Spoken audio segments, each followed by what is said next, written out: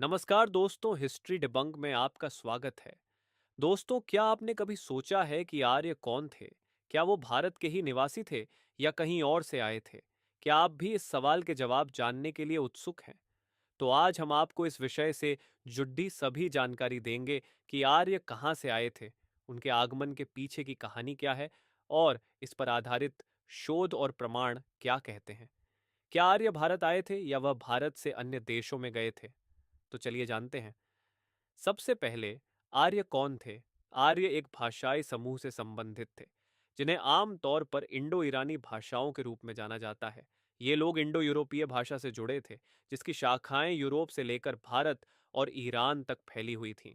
भाषाई विशेषज्ञों का मानना है कि इनकी भाषा एक प्रोटो इंडो यूरोपियन भाषा से विकसित हुई थी, जो लगभग 4500 से 2500 ईसा पूर्व के बीच पोंटिक कैस्पियन स्टेपे इलाके में बोली जाती थी।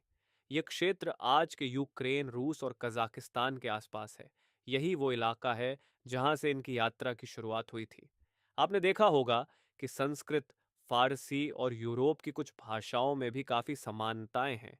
ये समानताएं आर्यों की भाषाई विरासत का हिस्सा हैं, जो उनके प्रवास के दौरान दुनिया भर और भारत में फैली। अब सवाल उठता है कि आर्य भारत में कैसे और कहां से आए। आर्यों के आगमन को लेकर सबसे मशहूर सिद्धांत है कुर्गन थ्योरी। इसे प्रस्तुत किया था पुरातत्वविद मारिजा गिम्बुटास ने। उनके अनुसार यमनाया संस्कृति के लोग, जो पोंटिक कैस्पियन स्टेप्पे क्षेत्र में रहते थे, कुशल घुड़सवार और रथ चालकों के रूप में जाने जाते थे। 3000 से 2500 ईसा पूर्व के दौरान ये लोग धीरे धीरे पश्चिमी यूरोप और एशिया के अलग अलग हिस्सों में फैल गए। उनका प्रवास बहुत संगठित था, जिसमें रथों का बड़ा योगदान था। यही लोग आगे चलकर यूरोप और भारत में आर्यों के रूप में पहचाने जाने लगे। यमनाया संस्कृति के प्रमाण हमें घोड़े, रथ और कुर्गन यानी बड़े दफन के टीले के रूप में मिलते हैं। ये कुर्गन दक्षिण रूस से लेकर भारत तक फैले हुए हैं, जो आर्यों के प्रवास का प्रमाण देते हैं। भारत में आर्यों का आगमन भारत में आर्यों का आगमन लगभग 3500 से 1500 ईसा पूर्व में माना जाता है। इस समय भारत की प्रसिद्ध सिंधु घाटी सभ्यता अपने पतन की ओर थी।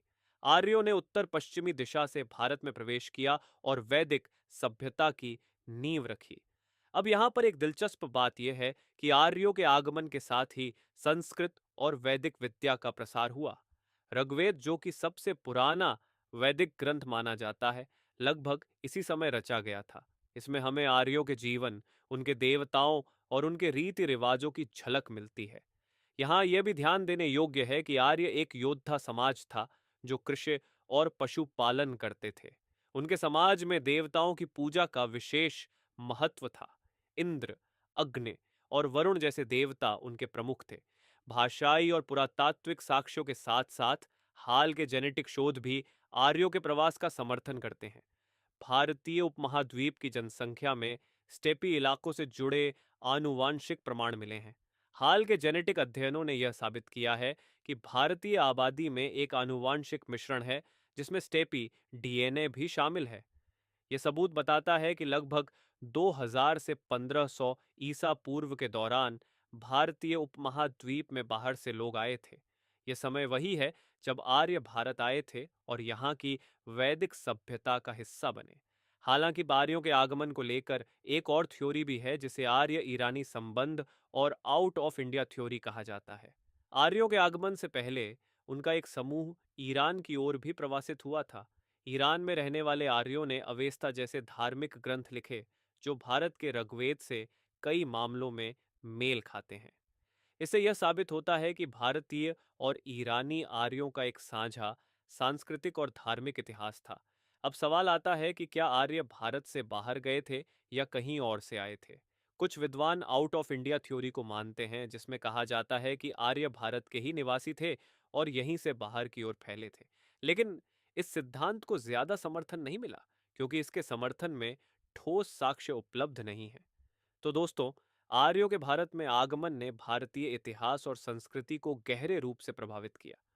उनके आगमन से न सिर्फ वैदिक साहित्य का विकास हुआ, बल्कि उनकी भाषा, संस्कृत और धार्मिक परंपराएं आज भी भारतीय समाज का महत्वपूर्ण हिस्सा हैं।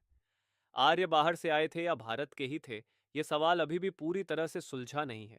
लेकिन भाषाई, पुरातात्विक और जेनेटिक साक्ष्य यह बताते हैं कि उनका भारत में आना निश्चित रूप से भारतीय सभ्यता के विकास में एक महत्वपूर्ण कदम था।